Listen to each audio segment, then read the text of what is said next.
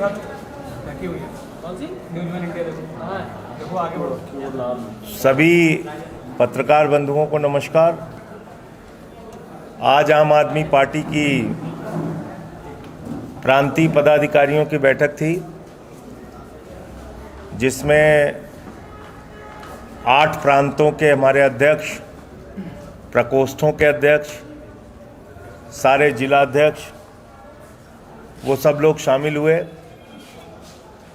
और आने वाले दिनों में उत्तर प्रदेश के अंदर जो हमारे काम हमने नवंबर के महीने में तय किए थे, सदस्यता अभियान, कार्यकर्ता सम्मेलन, रचनात्मक कार्य, संगठन की मजबूती, उत्तर प्रदेश के मुद्दों पे संघर्ष, मोटे मोटे तौर पे इन सारे बिंदुओं पे चर्चा हुई। और आने वाले दिनों में हम लोग इसी पे काम करेंगे। 23 मार्च को प्रांतीय कार्यकर्ता सम्मेलन हमने रखा है, लगभग 1 महीने के बाद, शहीद आजम भगत सिंह जी की पुण्यतिथि पे और डॉक्टर लोहिया की जयंती पे लखनऊ के अंदर। इसके अलावा प्रदेश भर में 16 स्थानों पे अलग अलग प्रांतों में कार्यकर्ता सम्मेलन करेंगे। और 14 सितंबर को यूपी के अंदर एक रैली का आयोजन करेगी आम आदमी पार्टी। ये कार्यक्रम आज की तारीख में हम लोगों ने तय किया है। किस तरह की रैली होगी? कहाँ से कहाँ तक जाएगी? 14 सितंबर नहीं, एक रैली होगी, सभा। इसके अलावा हम अपना सारा काम जो करेंगे, उसमें मुख्य मुद्दा भारत के संविधान को जो बार बार भारतीय जनता पार्टी के द्वारा तार तार किया जा रहा है, हमला किया जा रहा है, उसकी मूल भावना के विपरीत काम किया जा रहा है, सामाजिक न्याय के सिद्धांतों को तोड़ा मरोड़ा डुबोया जा रहा है, और नफरत की आग में जिस तरह से उत्तर प्रदेश और देश को झोंका जा रहा है, वो एक गंभीर चिंता का विषय इस मीटिंग में उभर के आया। और जिसको रोकने के लिए हम लोग पूरी मजबूती से काम करेंगे। कल मैंने देखा उत्तर प्रदेश के मुख्यमंत्री योगी जी उर्दू भाषा के खिलाफ बोल रहे थे। मैं बड़ा हैरान हूं कि उर्दू भाषा जो हमारे उत्तर प्रदेश की देन है, लखनऊ की देन है, हमारे हिंदुस्तान की देन है, उस भाषा के खिलाफ हमारे प्रदेश के मुखिया बोल रहे हैं। और जब वो उर्दू भाषा के खिलाफ बोल रहे हैं, तो बड़ी मजेदार बात यह है कि 4 मिनट 20 सेकंड के अपने भाषण में 9 बार उर्दू बोल रहे हैं। क्या बोल रहे हैं? तबके, उर्दू का शब्द, पायदान, उर्दू का शब्द, अगर, उर्दू का शब्द, बात, उर्दू का शब्द, बच्चों, उर्दू का शब्द, आदि, उर्दू का शब्द, सरकार, उर्दू का शब्द, अंदर, उर्दू का शब्द, दुनिया, उर्दू का शब्द। 4 मिनट 20 सेकंड में 9 शब्द उर्दू के बोल रहे हैं। तो आप तो बोल ही नहीं सकते हैं उर्दू के बगैर। भाषण दे रहे हैं आप खाली भड़काऊ। ये देखिए, मैं बहुत बड़ा सूरमा हूं, मैं उर्दू के खिलाफ बोल रहा हूं। ये स्थापित करना चाहते हैं आप। आपने उत्तर प्रदेश की हालत बताई। ये मैं नहीं कह रहा हूं, लोकसभा के अंदर देश के शिक्षा राज्य मंत्री जयंत चौधरी जी का जवाब है। वो जवाब मैं आपको दे दूंगा, पढ़िएगा। और उत्तर प्रदेश की सरकार से मैं पत्रकार बंधुओं से चाहूंगा, सवाल जरूर पूछिएगा। 8 महीने में 7,84,000 बच्चे सरकारी स्कूल छोड़ चुके हैं। 8 महीने में 7,84,000 बच्चों ने सरकारी स्कूल छोड़ा है।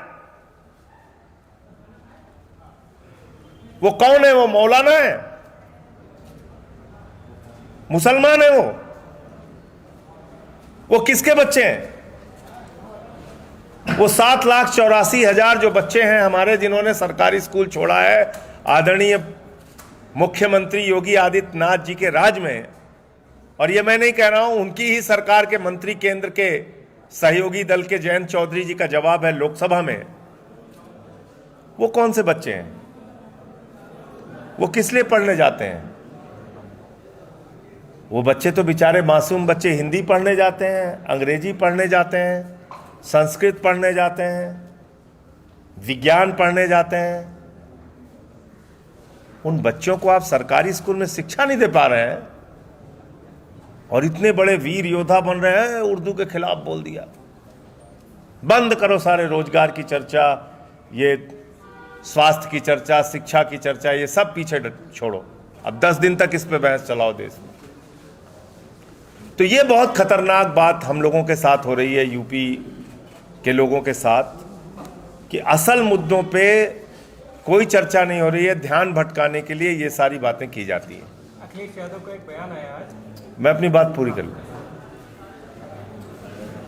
तो इसको लेके, और संविधान के हिसाब से देश चलना चाहिए, इसको लेके हम लोग बहुत सारी गोष्ठियां और सम्मेलन भी करेंगे।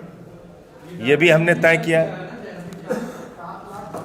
7,84,000 बच्चों ने सरकारी, यूपी के टोटल 11 लाख हैं, पूरे हिंदुस्तान के 11 लाख बच्चे हैं, जिसमें 65,000 बच्चे आसाम के हैं और 7,84,000 बच्चे उत्तर प्रदेश के हैं। और वो जवाब मैं आप सबको दे दूंगा, शेयर कर दूंगा, निकाल लो। तो हमारी प्राथमिकता क्या है? रोजगार के लिए नौजवान निकले, लाठी खाना है। फसल के दाम के लिए किसान निकले, लाठी खाना है। शिक्षा की आप बात कर नहीं सकते, 50,000 सरकारी स्कूल बंद करने की आपकी योजना है।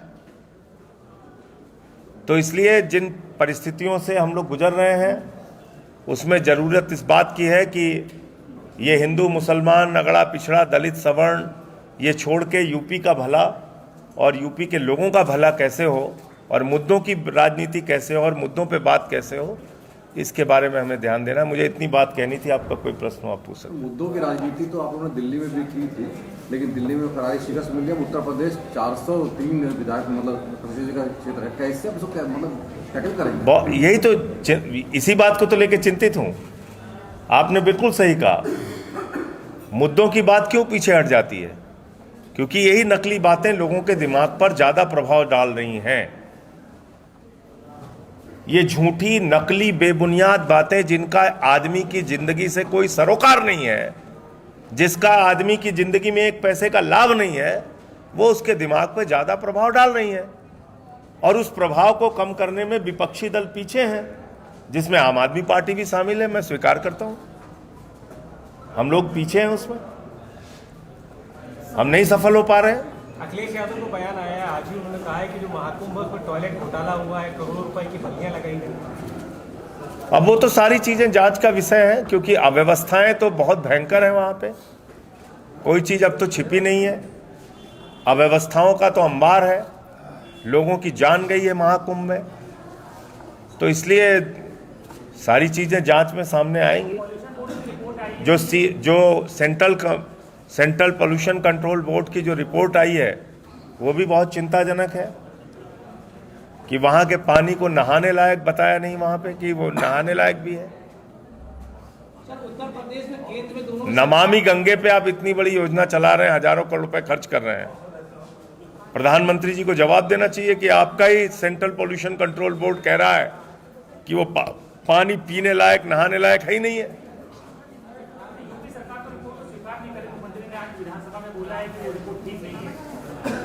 तो लड़े मोदी जी से जाके।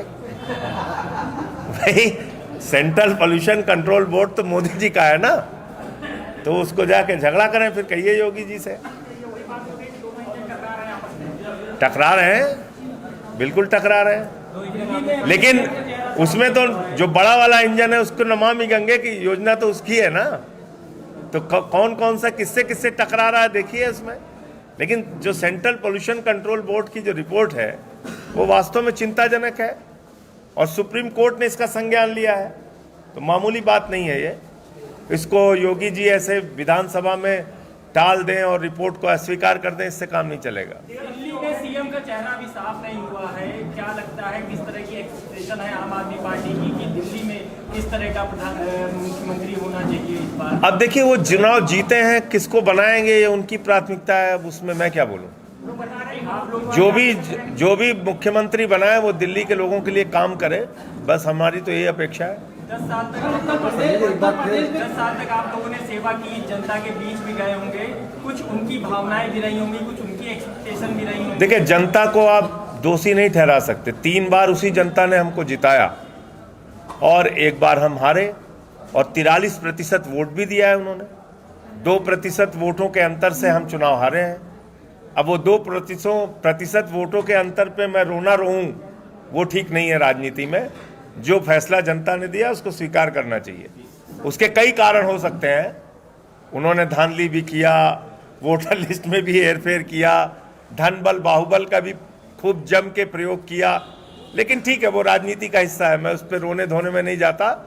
चुनाव में हम हारे हैं उसको स्वीकार कर रहे हैं। भारत के जो नए इलेक्शन कमीशन बने इस पे क्या करें, तो रातों रात इलेक्शन कमीशन चुन लिया गृह मंत्री, वो गलत है, बिल्कुल गलत है।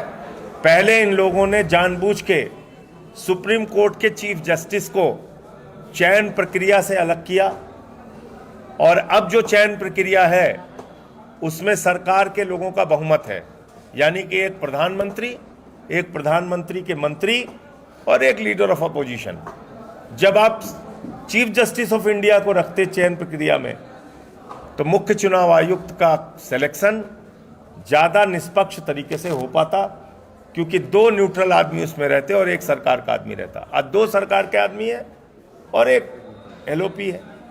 संजय जी, स्वाति मालीवाल ने कपूरथला हाउस में जो आप लोगों की मीटिंग हुई थी उसमें एक बड़ा आरोप लगाया। उन्होंने कहा कि राघव चड्ढा से रिजाइन लेने के लिए बुलाया गया था ताकि राज्यसभा में केजरीवाल साहब जा सकें। उनकी किसी बात पे मैं प्रतिक्रिया नहीं देता कोई। दिल्ली में आम आदमी पार्टी के हार के बाद कांग्रेस बड़ा संतुष्ट नजर आ रही है।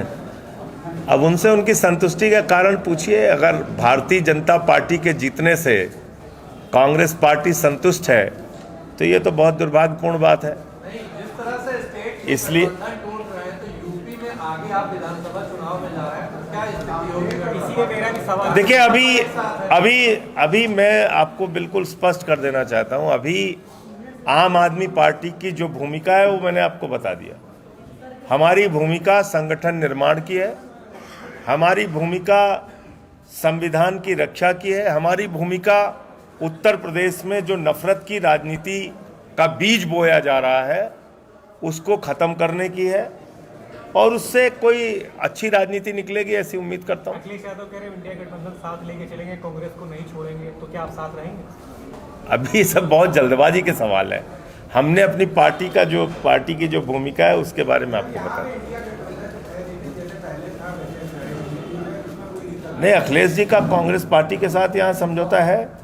लोकसभा वो चुनाव लड़े थे, उस चुनाव में हमने भी साथ दिया था। उस चुनाव में आज की जो हमारी मीटिंग है वो पार्टी का विस्तार, पार्टी के संगठन निर्माण, पार्टी के कामों के बारे में हम कैसे आगे। ये आंकड़ा दिनेश जी के पास है। कुछ जिलों में 5000 से भी ज़्यादा मेंबर बने हैं हमारे, तो वो सब डाटा हम मेंटेन कर रहे हैं। धन्यवाद।